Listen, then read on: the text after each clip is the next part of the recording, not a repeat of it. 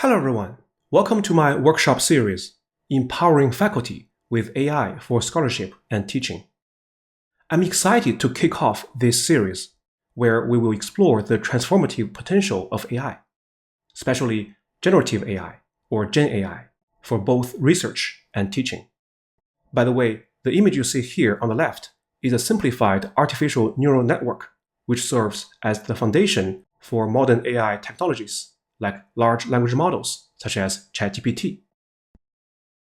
Since ChatGPT launched in November 2022, generative AI or GenAI has truly taken off, capturing the attention of individuals, businesses, and governments worldwide, and transforming fields like education, content creation, customer service, and more, while prompting critical discussions on AI's role in society. So, what is GenAI?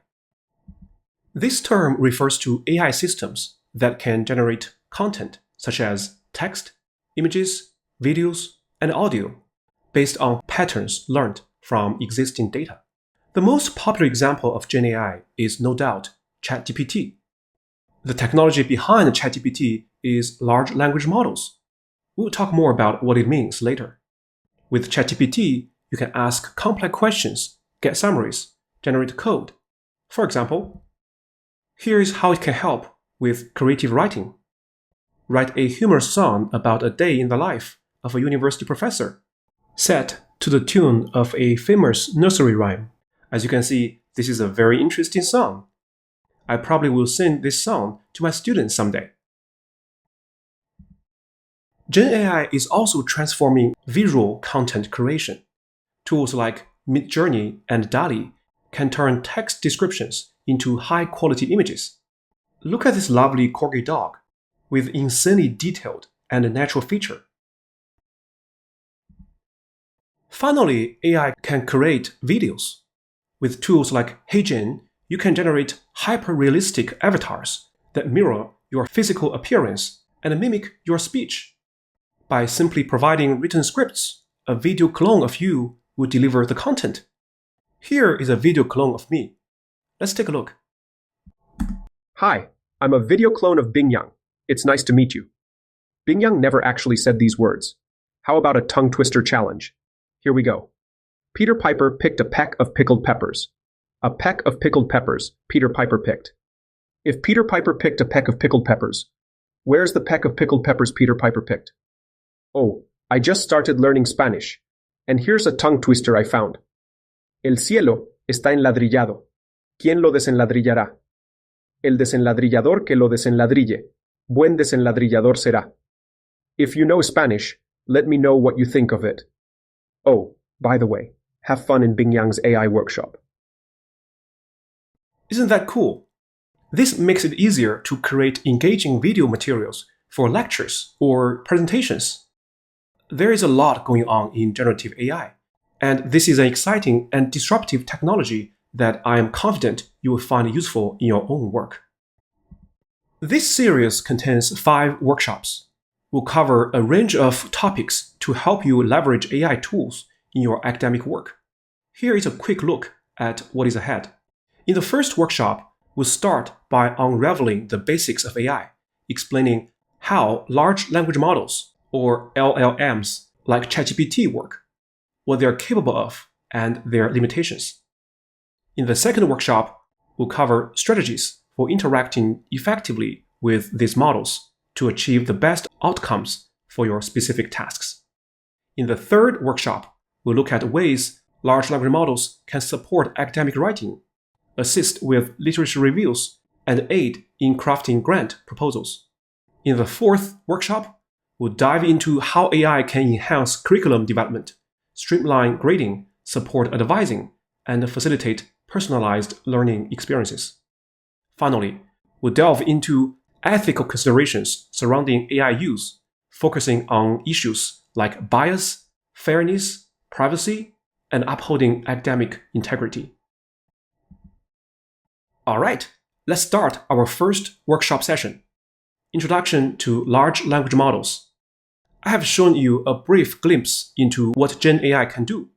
Let's move into the heart of today's session, understanding large language models, which are one of the core technologies powering these tools. Here is today's agenda. Generative AI is a groundbreaking technology, but it's still relatively new. There is a lot of hype and misinformation around it.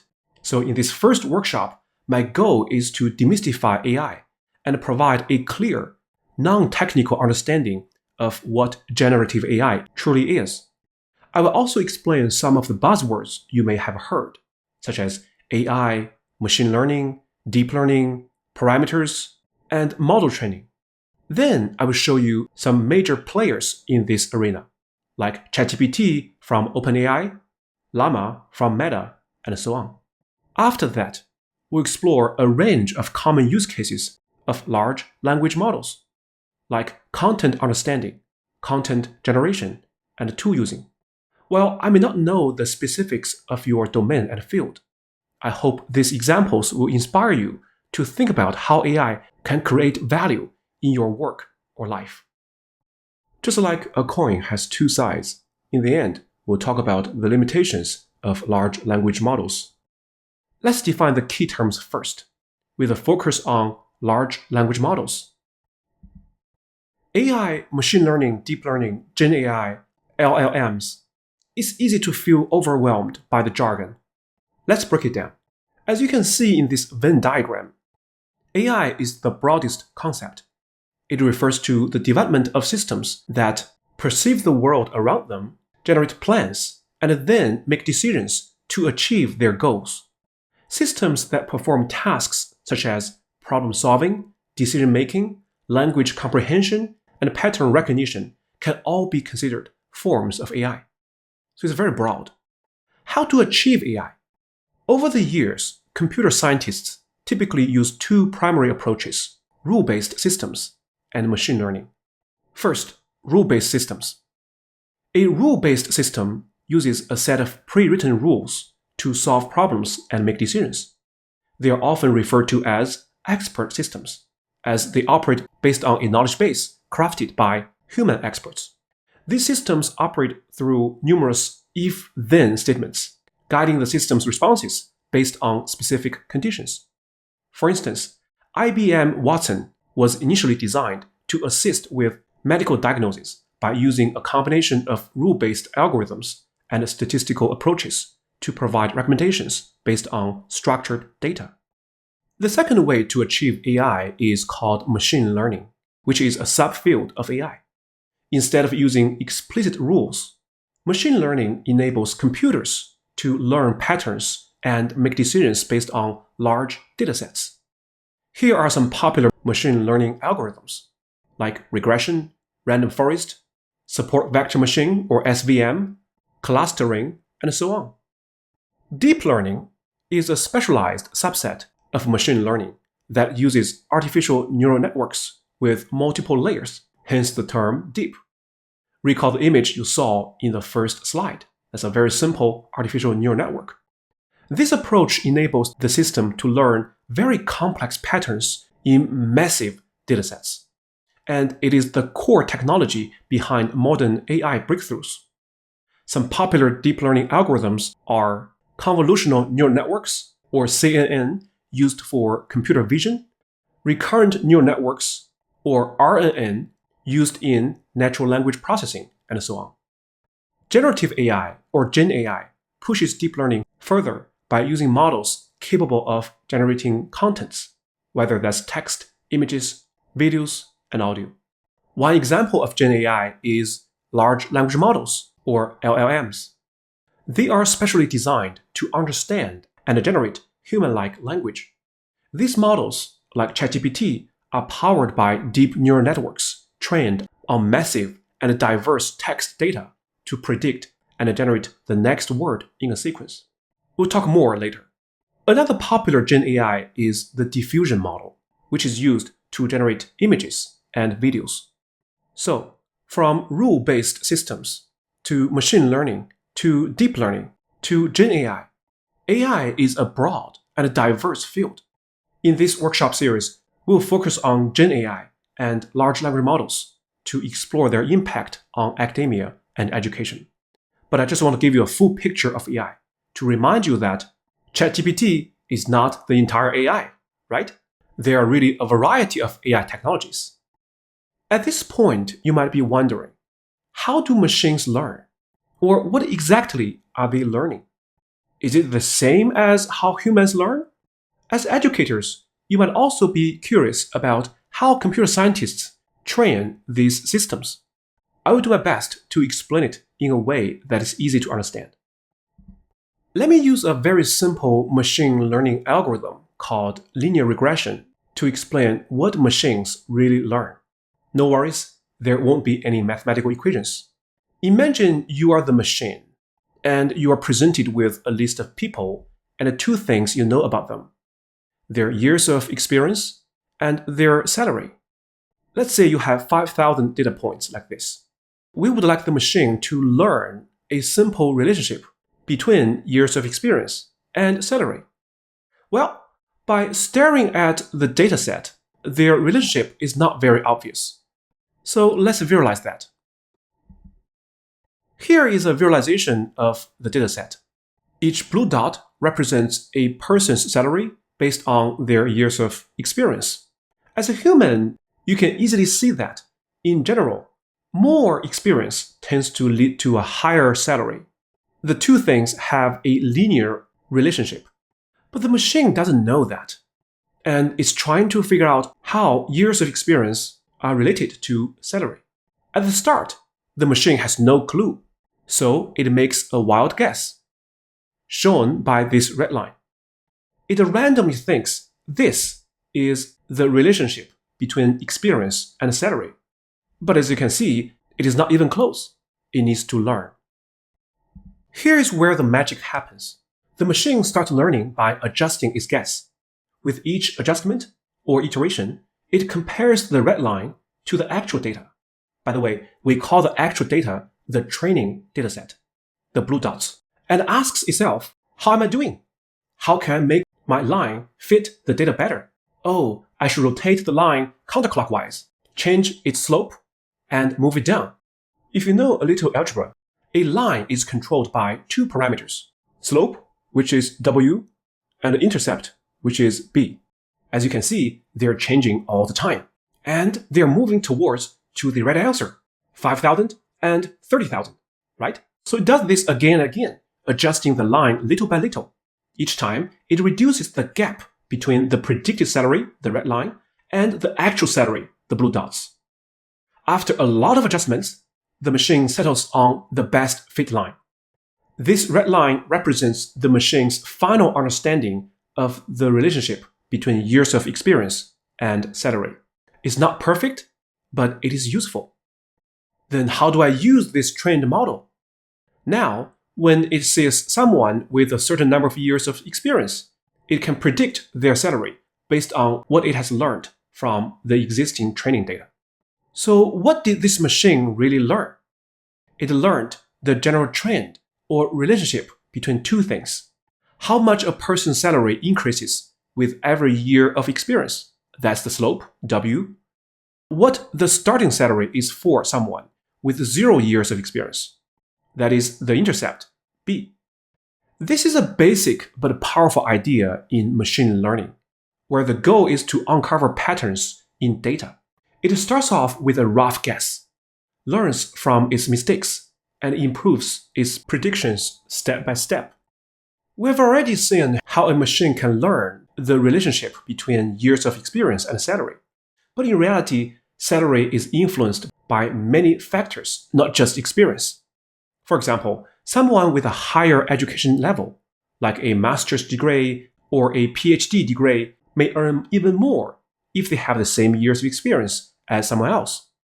So next, let's take a look at a more complex dataset. There, we're adding education level as a second factor.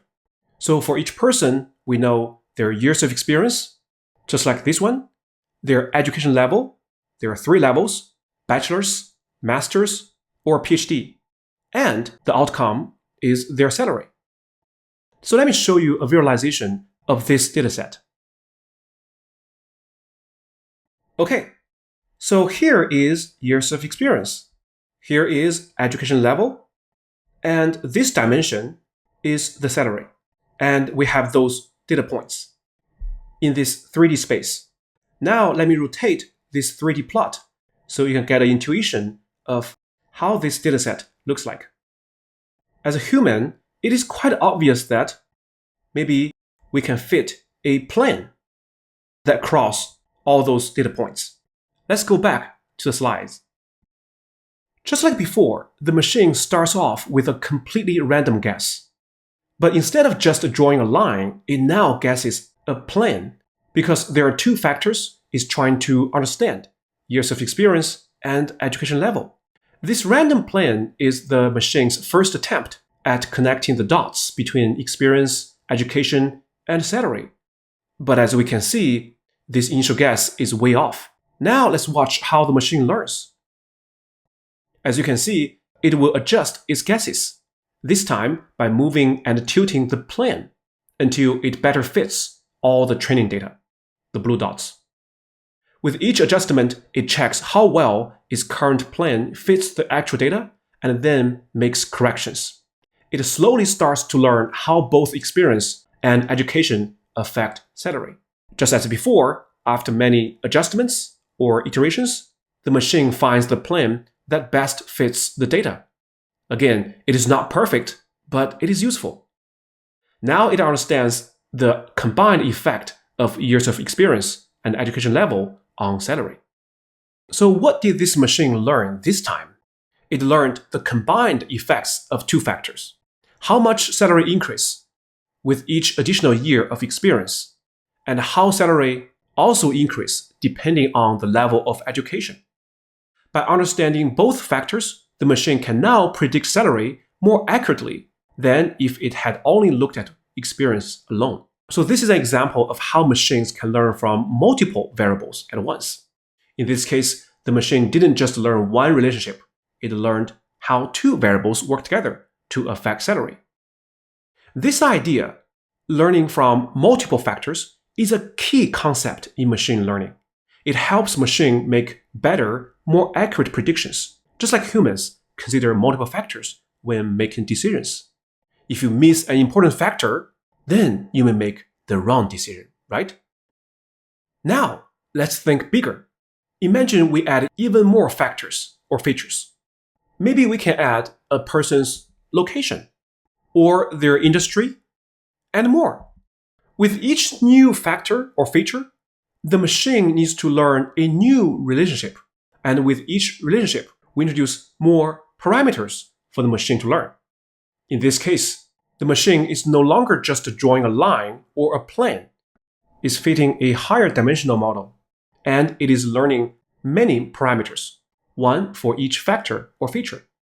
Unfortunately, we can no longer visualize that high dimensional space. Use your imagination. Now, let's make a leap from salary prediction to something much more complex: language. A model like ChatGPT works in a similar way, but instead of predicting salary, it is trying to predict the next word in a sentence. Just like our linear regression model learns parameters for years of experience, education, and other factors, large language models are learning relationships between words. But here is the difference. Instead of just a few parameters, a large language model, for example, an early version of ChatGPT, has to learn 175 billion parameters. That explains the first L in large language model, that is, large. Why does ChatGPT need 175 billion parameters?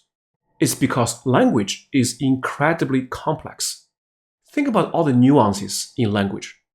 For example, the same word can have different meanings depending on context. Different sentence structures convey different emotions or intents. Idioms, sarcasm, and tone all require understanding beyond just word definitions. To learn all these relationships and nuances, the machine needs a vast number of parameters. Each parameter helps the model get better at understanding and predicting language. So you can roughly think of each parameter as a brain cell. That's not accurate, but is a good analogy. So here's a general rule of thumb. The more parameters a model has, the more intelligent it might be. Of course, the more expensive the training will be. Then what about the training data? ChatGPT learns from a massive text dataset scraped from the internet. For example, it learns from Wikipedia articles, news articles, forum discussions, how-tos, tutorials.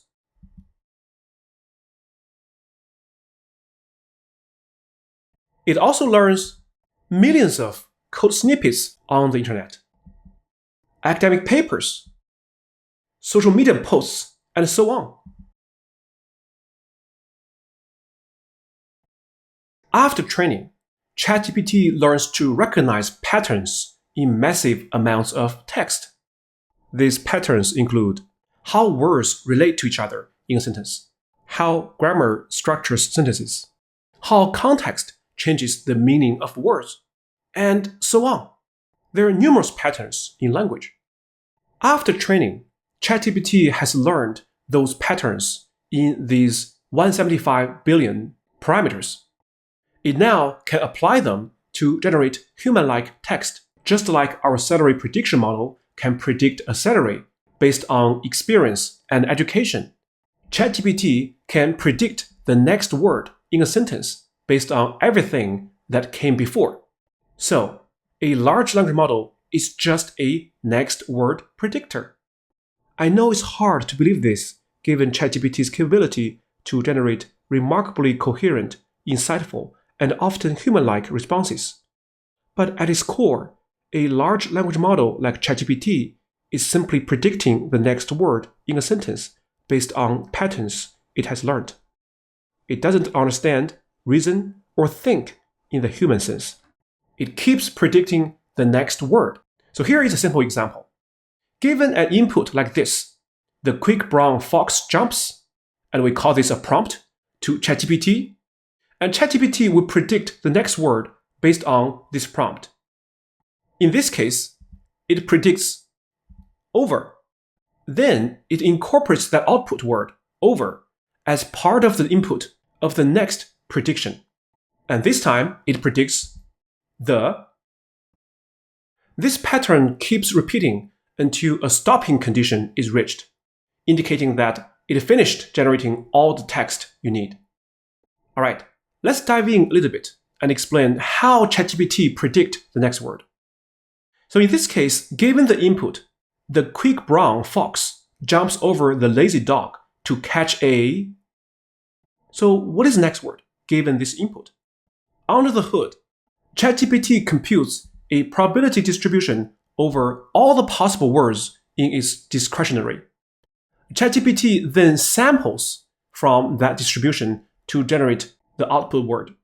In this example, the next word may be rabbit, chicken, fish. The word code may not be picked because it has a low probability. While playing with ChatGPT, you may have noticed that the model is not deterministic. If you ask it the exact same question twice, you will likely get two different answers.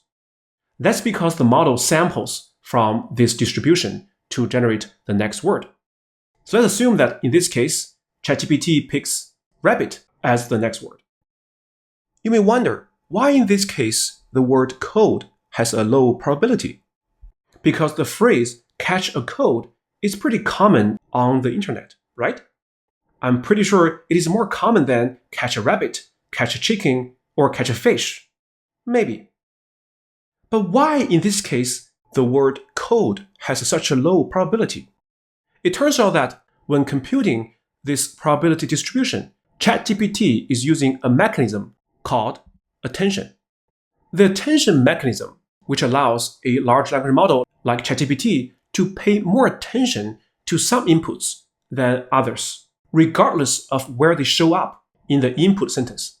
In this example, when ChatGPT is predicting the word after catch a, it pays a lot of attention to the word fox, then to the word like over, or the, or lazy, or dog, and so on, despite the fact that the word fox appears earlier in the input sentence.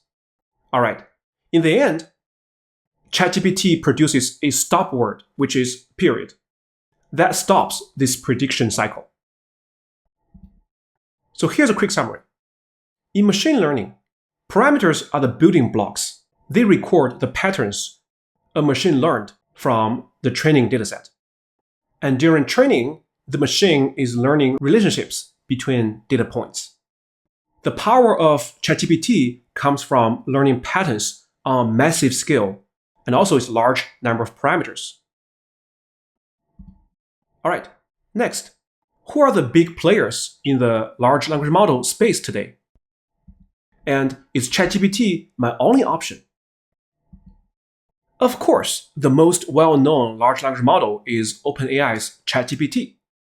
But we also have other alternatives, like Google's Gemini, Anthropic's Cloud, Meta's Llama, Mistral AI's Mistral model, and Alibaba's Q1 model, all advancing the capabilities of natural language understanding. They're all good models. The first three are closed source and proprietary models. Llama, Mistral, and Q1 are more open large language models, and they are growing in popularity for more customizable use cases.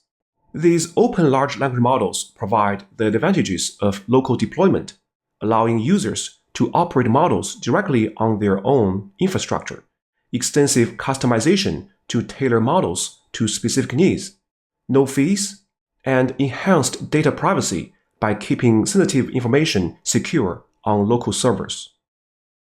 As a user of all these models, it is helpful to think of each large language model as a recent college grad, each with a unique educational background that shapes their strength. For example, ChatGPT is like a college grad from University A, Gemini is a college grad from University B, and so on. Each model is trained on different datasets, so I encourage you to experiment with them and see which best suits your field and specific needs. Trying each out can reveal which model aligns most effectively with your work. Next, let's talk about what large language models can do. I grouped their capabilities into three categories: content understanding, content generation, and tool using. Let's look at understanding first. This category focuses on the model's ability to interpret and analyze existing content or data. It's about comprehension and the ability to extract meaning, context, or insights from a given input. Let's look at some use cases. First, text comprehension. For the rest of today's presentation, I will use ChatGPT to demonstrate various use cases of large language models, but I want you to be aware of other alternatives. ChatGPT has a remarkable ability to understand the subtext and tone of your input. Look at the first example. Oh, just what I needed, a flat tire. ChatGPT recognizes the sarcasm and responds appropriately. In another example, we see a product review where dissatisfaction is expressed more subtly. This laptop has everything you could ask for.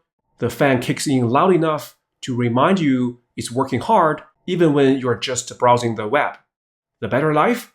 Well, it keeps me on my toes. I never know when it will shut down, blah, blah, blah. And here, ChatGPT detects this nuanced disappointment beneath the positive phrasing, demonstrating its skill in grasping sarcasm and irony. Honestly, I think even Sheldon Cooper from The Big Bang Theory could recognize sarcasm with a little help from ChatGPT. The next use case is summarization. ChatGPT is great at turning lengthy text into concise summaries without losing key information.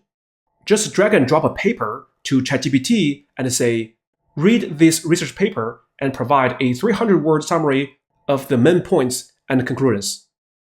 As you can see, ChatGPT quickly captures essential ideas, giving you a focused overview without needing to dig through the entire document.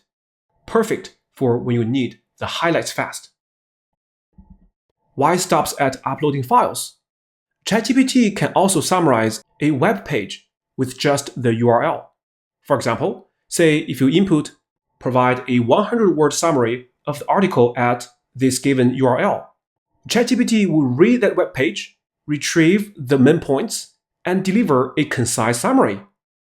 In this case, it would note that California's governor recently vetoed SB 1047, an AI safety bill, citing potential regulatory overlaps, while signing AB 2013, which mandates transparency in generative AI applications. This feature provides quick insights, saving you time with complex articles online. ChatGPT can extract key information from documents, making it easy to find specific details like names, dates, entities, and relationships. For instance, if you have a 10-page financial report from NVIDIA, you can ask targeted questions without reading through the entire document. Simply input questions like, what was NVIDIA's full-year revenue? How did the company's revenue change compared to the previous year? What factors contributed to NVIDIA's significant revenue growth in fiscal year 2024? ChatGPT quickly identifies and retrieves these details from the given document, providing precise answers based on the document's content. It's a powerful tool for efficiently gathering key insights. Although ChatGPT has vast knowledge, it doesn't have access to your or your organization's private, unpublished information. For example, if you ask, can I take linear algebra elsewhere and then transfer it to TCU? ChatGPT interprets this as a general question and doesn't know specific departmental policies. It turns out that there is an unwritten rule in the Department of Computer Science at TCU that discourages taking linear algebra elsewhere. Consequently, it will provide a general answer rather than specific guidance tailored to your department's rules. This makes sense because ChatGPT has no access to a department's private, unpublished document. So, to bridge this gap, I can upload my own academic advising cheat sheet to ChatGPT and ask questions about it directly. After uploading this Word document, here is the prompt. You are an experienced advisor for TCU undergraduate students. Use the document uploaded to answer the advising question. If you don't know the answer, say that you don't know. Use 3 sentences maximum and keep the answer concise. Oh, by the way, if your private document contains sensitive or confidential information, it is not a good idea to upload to ChatGPT. Please read OpenAI's data control and privacy policies. ChatGPT can help you understand code quickly and effectively. Simply copy and paste a code snippet, and ChatGPT will explain it, breaking down the structure, logic, and purpose to make complex functions or unfamiliar syntax more accessible. So if you are new to programming, think of ChatGPT as your personal tutor. It's a great tool to help you learn and improve your coding skills. And the good thing about ChatGPT is that it will never be impatient. ChatGPT can also understand and analyze images. For example, by providing an image, you can ask ChatGPT to describe its content, identify key elements, or even explain specific details. This capability makes it easier to get insights from visuals, whether it's for design feedback, identifying objects, or understanding complex diagrams. Now let's move on to the second important capability, content generation. This category focuses on the model's ability to create something based on prompts, using its learned knowledge from the internet to generate new text. Let's start with brainstorming. I often use ChatGPT as a brainstorming companion. For example, I recently built a web application for computer science senior design projects. This application tracks student contributions to the project and supports peer evaluations. See this prompt here. So I asked ChatGPT to help brainstorm 5 potential domain names for this web application. ChatGPT came up with some very good domain names like Team Peer Check, Contrib Track, Eval Sync, Project Pulse, and Peer Progress Hub. In fact, I ended up choosing the 4th suggestion, Project Pulse. Since projectpulse.io was taken, I went with projectpulse.team. So small tip here is that when writing a prompt, I have found that giving ChatGPT more context and background information leads to more relevant and creative ideas. So don't try to save words in prompts. Be as specific as possible. ChatGPT is a valuable tool for creative writing, like generating fictional content, crafting narratives, and producing imaginary responses. And in this example, let's say you want a short story about a detective who can read minds. You might prompt ChatGPT with, write a short story about a detective who can read minds. And ChatGPT then created this story about Detective Callum Ken and this very interesting story. The next important use case of ChatGPT is plan generation. ChatGPT is a powerful tool for generating strategic plans. Let's say you are a department chair and need to develop a 10-year strategic plan for the Department of Data Science. You can start by prompting ChatGPT with something like, I'm the Department of Data Science chairperson at a national university. I'm in the process of developing a 10-year strategic plan for the department. As I said, when prompting, I usually provide a bit of context. And here are the university's strategic plan, the current state of the department, and finally is the instruction. Please develop a comprehensive 10-year strategic plan for the department. But at the same time, I also keep it open-ended in case there are valuable perspectives I might have overlooked. So in this case, ChatGPT not only generates high-quality structured responses, but what's especially remarkable is that you can read its mind by expanding this thought for 22 seconds option.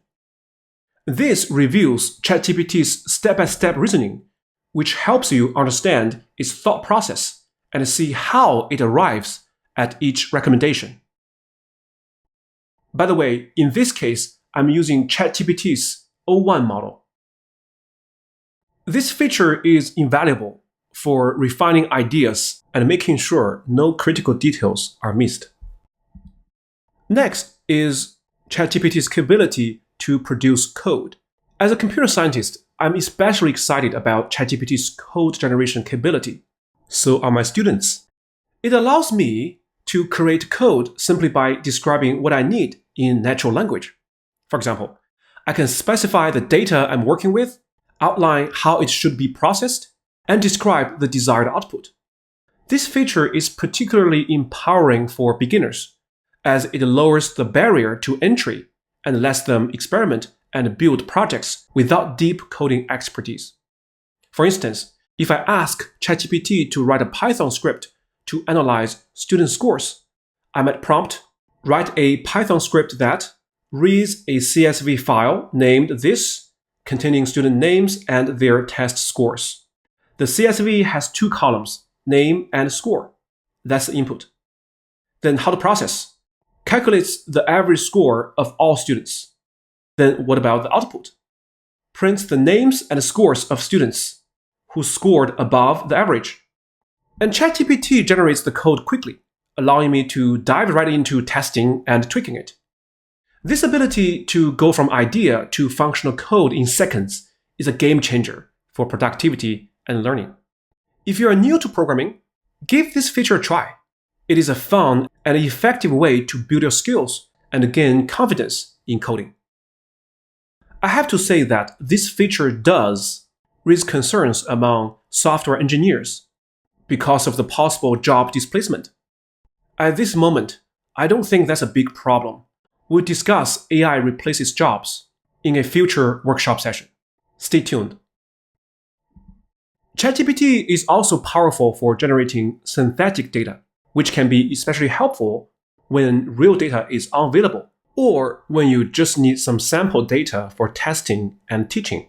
For example, if you're working with environmental data, you could prompt ChatGPT with generate data from environmental sensors in CSV format. And ChatGPT will create a realistic set of sensor readings with timestamps, temperature, humidity, and other variables. You can even tell ChatGPT to create those data by following a particular probability distribution. How cool is that? If you are conducting a study on social attitudes towards remote work. You could request, create sample survey responses for a study on social attitudes towards remote work. As you can see, ChatGPT provided diverse fictional responses to survey questions reflecting a range of opinions and attitudes. This synthetic data generation capability is incredibly useful for prototyping, testing workflows, and gaining insights without needing actual data right away. Translations. Large language models like ChatGPT are capable of translating text not only between different languages, like here, from English to French, but also into various dialects, styles, and forms of slang, including something called pirate English. For example, translate the following into pirate English. I think it's important to take time for yourself and relax, especially when life gets too stressful. And here's the response. I reckon it's mighty important to be taking time for yourself and kick back, especially when life be getting too rough and stormy. Sorry, I'm not a professional pirate, so I cannot say it very well. Forgive me. But this really showcases ChatGPT's understanding of language nuances and cultural expressions. I see a huge potential of applying this into personalized custom service. The content is always the same, but when we reply to a customer, we can first translate it into a language, a dialect, a style, or a slang that the customer is comfortable or prefer, thus providing a better personalized customer service experience. Think about it. Last but not least, and personally, I think this is one of the most disruptive capability of large language models. They can learn to use tools. For example, LLMs can now use web browsers, execute Python code, and even control your computer, and more. ChatGPT can access the internet to provide up-to-date information, such as current stock prices. For example, if you ask, what's the current stock price of Apple? ChatGPT will retrieve the latest data and respond with the current stock price, allowing you to make informed decisions based on real-time information. If you ask what is the square root of 2,345, remember a large language model is just a next word predictor. If you ask ChatGPT what is the square root of 2,345, instead of using its next word prediction capability, ChatGPT actually wrote a piece of code in Python and ran the code to solve the problem. Isn't that cool? Computer use. Anthropic's large language model, Cloud, has a feature that analyzes a user's computer screen and moves the cursor and types to help the user finish tasks. Like in this example, Cloud can help fill out the vendor request form on behalf of the user. I have included a link to their video in the description of this video. Check it out. It is amazing. Oh, I know, there is a privacy concern. So I really envision that large language models like ChatGPT can assist with a wide range of tools, making them invaluable for productivity and organization across various platforms. Imagine having a helper that can guide you through or answer questions about tools you use every day. For example, ChatGPT can help with PeopleSoft for managing academic and financial records, D2L for creating assignments, quizzes, exams, grading them, and providing personalized feedback to students. Social media software for content ideas or engagement tips. ChatGPT can also connect to your bank account for financial tracking and a reservation website like Booking.com for travel planning. It can connect to your emails, calendars, Google Drive, Zoom, and Slack for efficient team collaboration. Now that we have seen the exciting features and capabilities of large language models like ChatGPT, let's take a moment to switch gears. Like any tool, a large language model has its limitations and raises some important concerns. Understanding this will help us use it more effectively and responsibly. So let's dive into some of the key areas where ChatGPT may fall short and discuss the considerations we should keep in mind. One major limitation is that large language models are trained up to a certain point in time. Once trained, they cannot gather new information or perform tasks beyond generating text based on past data. This means a large language model's understanding of the world is effectively frozen at the training cutoff. For example, if I ask ChatGPT about the latest Nobel Prize winner in physics, a model trained on data up to October 2023 won't have information on events from 2024 or later.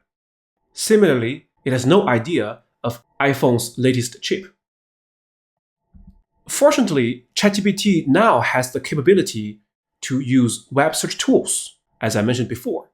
So, after searching for websites, ChatGPT will give me a good summary about iPhone's latest chip. OpenAI has introduced an enhanced web search capability for its AI assistant called ChatGPT Search. This feature conducts web searches in response to user questions and includes source attributions with the answers it generates. It aims to simplify web browsing by reducing the need for multiple search queries and extensive link exploration.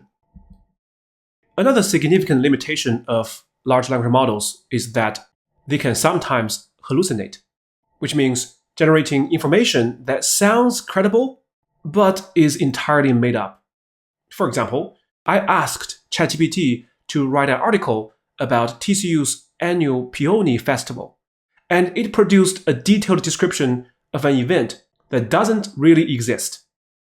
Although, I will admit, I do wish there was such a festival. Why large language models hallucinate? Recall that a large language model is just a next word predictor based on probability distributions. So these hallucinations happen because large language models generate responses based on statistical patterns learned from the training dataset without really understanding. They also lack real-time fact-checking capability and sometimes prioritize plausible over accurate information. It's a reminder to verify the information large language models provide, especially when accuracy is essential. And here is a counterexample. In 2023, a lawyer experienced firsthand the risks of AI hallucinations when using ChatGPT for legal research. ChatGPT generated fake court cases that the lawyer unknowingly cited in an official court filing.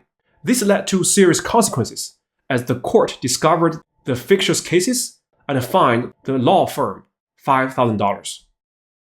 Again, this incident highlights the importance of verifying AI-generated information, especially in fields like law, where accuracy is crucial. But we have to give credits to large language models vendors because they are actively working to minimize hallucinations and improve accuracy. Remember, ChatGPT is only 2 years old. It will grow and learn. So the large language model companies are implementing new training techniques, refining data sources, and adding mechanisms to cross-check facts in real time before returning the result to the users. So in this example, on the left is a hallucination example. What is the world record for crossing the English Channel entirely on foot? Which is ridiculous. But now if you ask the same question to ChatGPT, it will not hallucinate.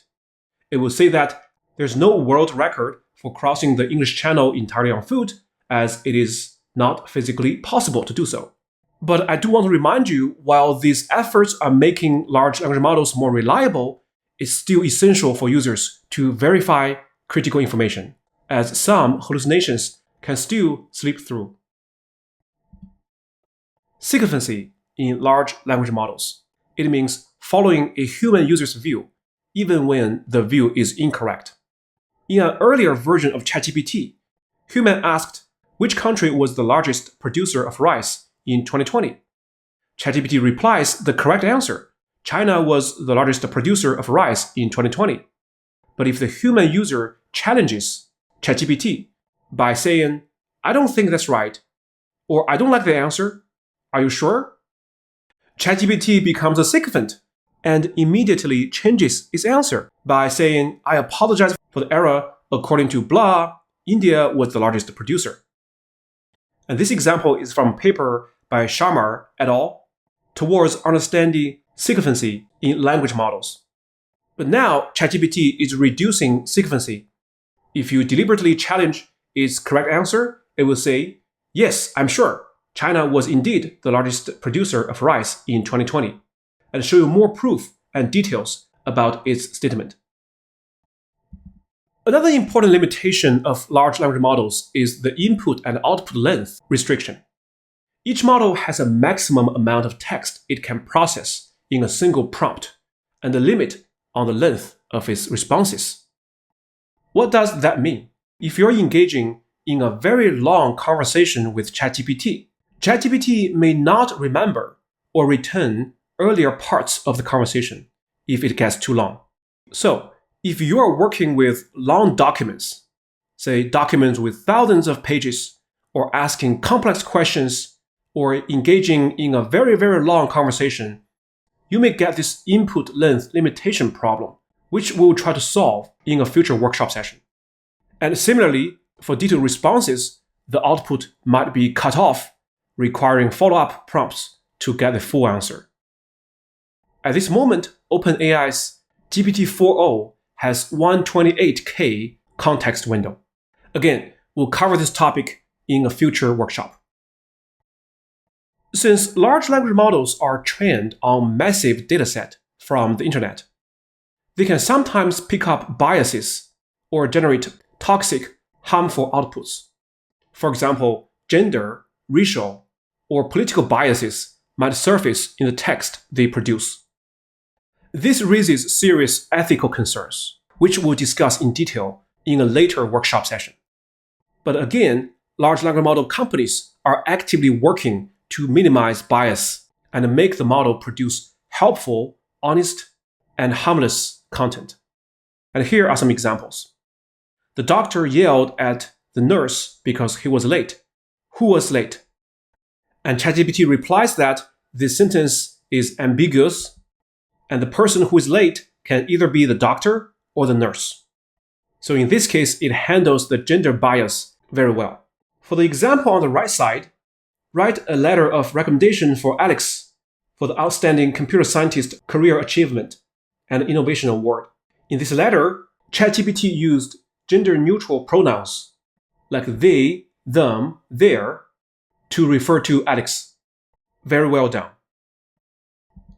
To summarize today's workshop session, we covered the role of large language models in AI, noting that at their core, large language models are sophisticated next-word predictors that generate coherent responses.